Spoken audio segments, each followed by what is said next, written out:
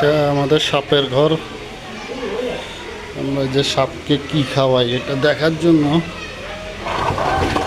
এই যে ইঁদুর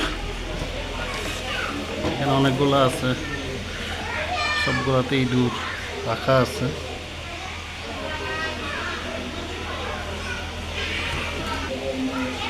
এই যে এটা জোড়া, বাচ্চা দিবে কিছুদিনের মধ্যে।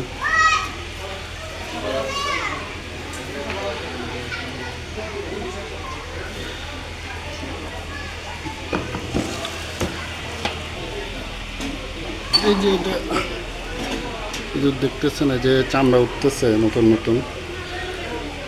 তো বিভিন্ন বয়সী ইঁদুরগুলোকে বিভিন্নভাবে খাওয়ানো হয়, যে সব বড় সাইজ অনুযায়ী খাওয়ানো হইতেছে।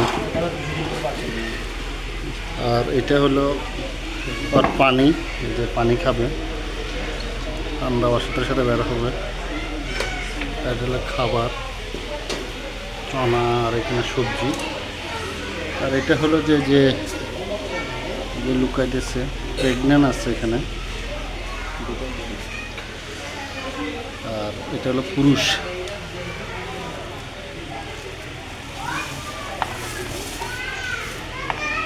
পুরুষ প্রেগনেন্টটা কই? এই যে এটা হলো প্রেগনেন্ট, এটা কিছুদিন পরে বাচ্চা দিবে। তো এই যে 28-30 দিন পরে বাচ্চা দেয়। বাচ্চা দেওয়ার পরে মা আর এগুলোকে আলাদা করি।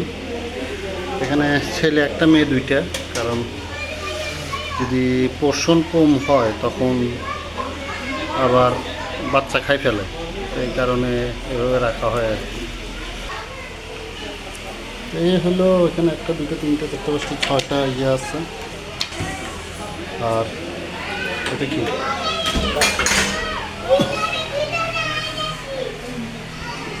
কাসিম, কাসিমের ইয়া। আজকে আমরা ইঁদুর দেখালাম, সামনে দেখি সাপ নিয়ে একটা দুটো ভিডিও করার ইচ্ছা আছে।